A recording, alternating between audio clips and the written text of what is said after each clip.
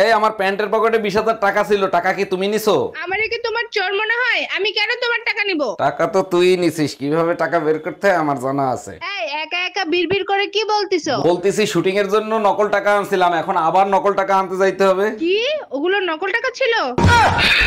এই শুনছো, পায়েস খাইতে ইচ্ছা করতেছে, একটু পায়েস খাওয়াবা? অবশ্যই খাবো, চিনি শেষ হয়ে গেছে, চিনি নিয়ে আসো। এগুলো কি বলো তুমি? সকালে না 2 কেজি চিনি আনলাম, শেষ হলো কি করে? তুমিই তো বলছিলে বাইরে থেকে কিছু নিয়ে আসলে ধুয়ে ব্যবহার করতে, চিনি ধুলে কতটুক থাকে।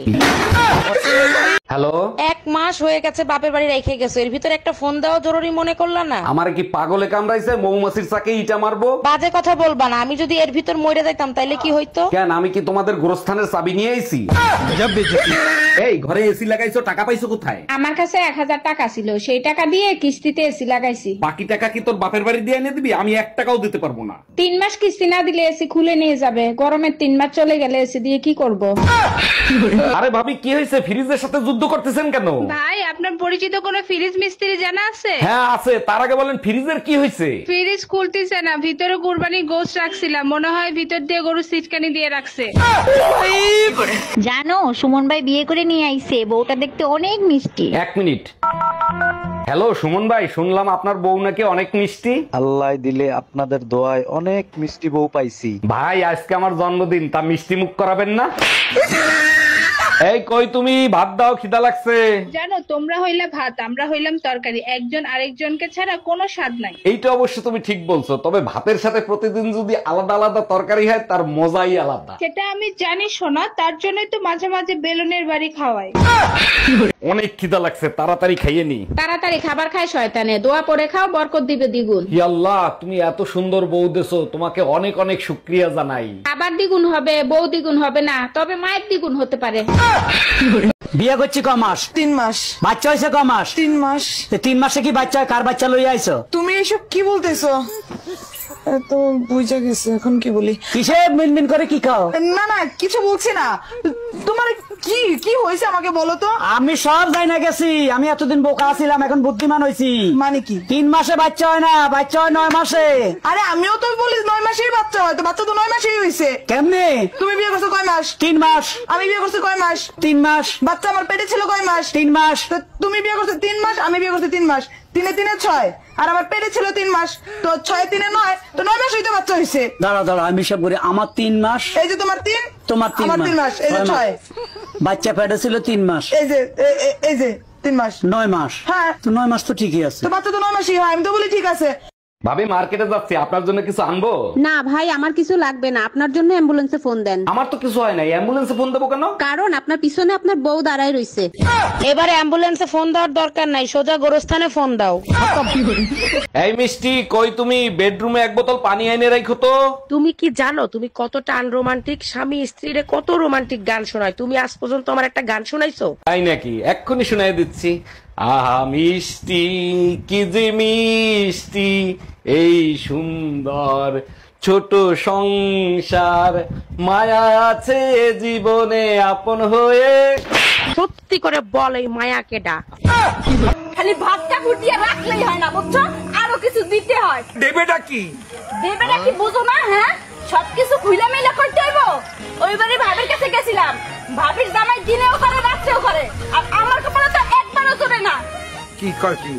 কি কয়? দিনেও করে রাইতেও করে। এই এবার কি? ওই হালায় আছে না আদা মারা হয়েছে? তুমি যে দেখতে হো আছে না আদা বড় হইছে। এই এত যদি করে তাই হেলায় বাসে।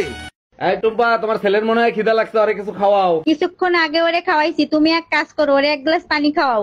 আচ্ছা ঠিক আছে। আর শোনো, পানি খাওয়ানোর আগে ফুটিয়ে নিও। ছেলেরে ফুটাইলে ছেলের কোনো ক্ষতি হবে না তো? আমি পানি ফুটাতে বলছি, ছেলে কোথায়?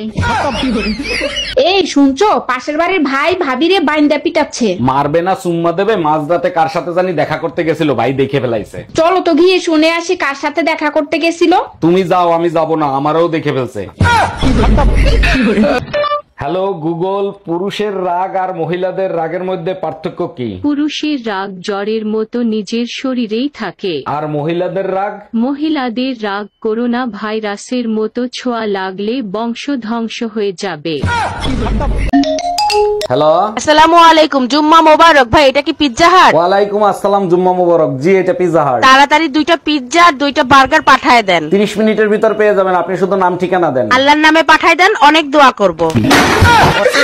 আচ্ছা ভাবি, আপনি যে এতগুলো বাচ্চা নিলেন, এদের নাম ঠিক মতো বলতে পারবেন? শুধু আমি না, দুনিয়ার সবাই বলতে পারবে। বলেন কি, তাই নাকি? তা কি নাম এদের? January, February, March, April, May, June, July, August, September, October, November কোলে, ডিসেম্বর পেটে।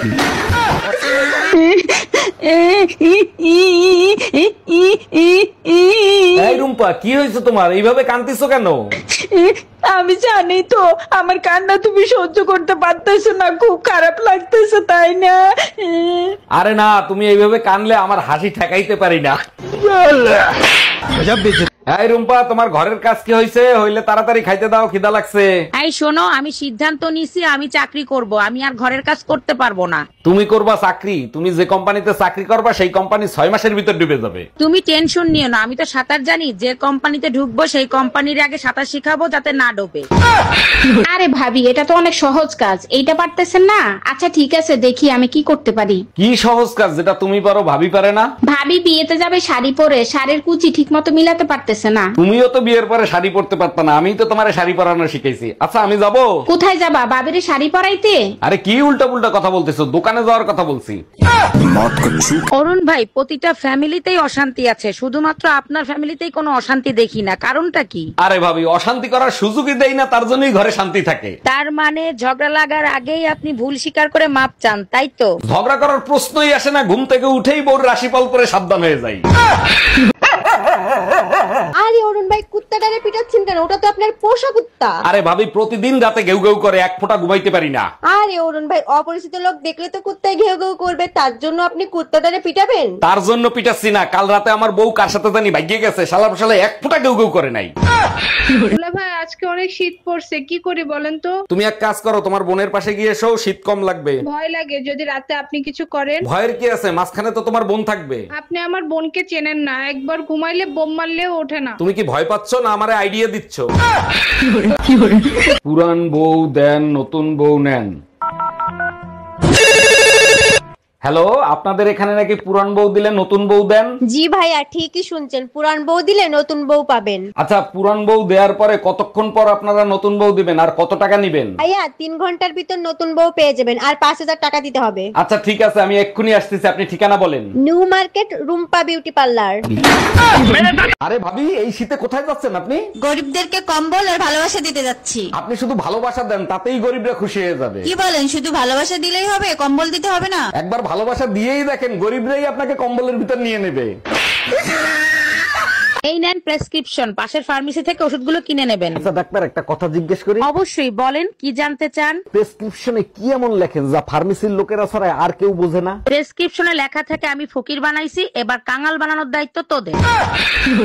এই, আমি শীতের কসমেটিক কিনতে যাচ্ছি, তোমার কিছু লাগবে? আমার কিছু লাগবে না, তোমার যা যা লাগে নিয়ে এসো। তোমার না ঠোঁট ফাটে, তোমার জন্য লিপ জেল নিয়ে আসি। আমার ঠোঁট ফাটতো না, ঠোঁটে জং ধরছিল, পাশের বাড়ির ভাবি ঠিক করে দিছে। তাই নাকি? তা কিভাবে ঠিক করলো?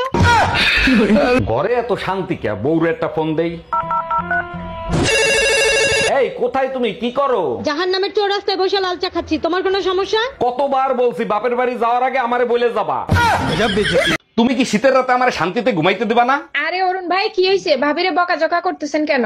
আর ভাবি বললেন না, যেদিন থেকে গাড়ি চালানো শিখাইছি সেদিন থেকে একটা রাত আমার শান্তিতে ঘুমাইতে দেয় না। ও আচ্ছা, বুঝতে পারছি, রাতের বেলা একা একা গাড়ি নিয়ে বের হয়ে যায়, তাই না? আরে না, মাঝ রাতে ঘুমের ঘরে এক ঠাং জায়গায় কয় 10 লিটার দেন।